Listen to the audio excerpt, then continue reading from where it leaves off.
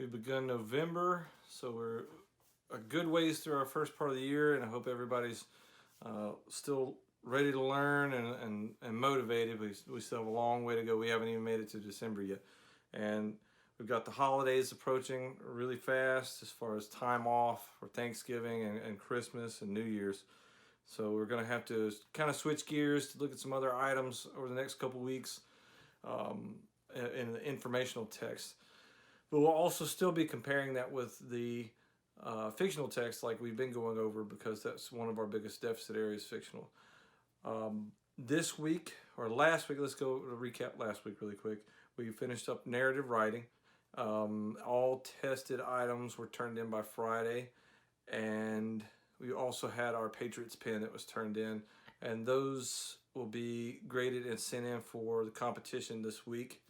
Also, the for the writing, now that we've wrapped that up, we're now no longer doing any writing for a while. We'll still do some a little bit like the Hemingway 6-word stories. That's going to be prevalent, but we won't be doing any long writing like we've been doing previously. So for those of you that aren't fair writers, or you just don't like it that much, you'll have a break for a while. But we will, don't get too excited, we will be coming back to it before the end of the year. For right now, for this week with the nonfiction text, we're going to do some compare and contrast between two texts, and we'll be using a lot of focus on main ideas. So our new skill is going to be focused on main idea understanding. We'll be taking notes this week on that, so you should have those in your composition books at the beginning of the week. So be sure to bring your composition books this week. Be sure to have all of your previous notes in there, and we'll have also extra credit this week. These are the words that you'll be using.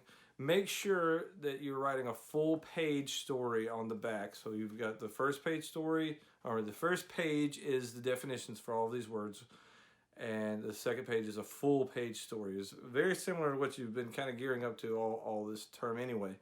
You should be pretty proficient in writing this much at this point, especially it just being a fictional piece where you're just making things up. It's not that difficult.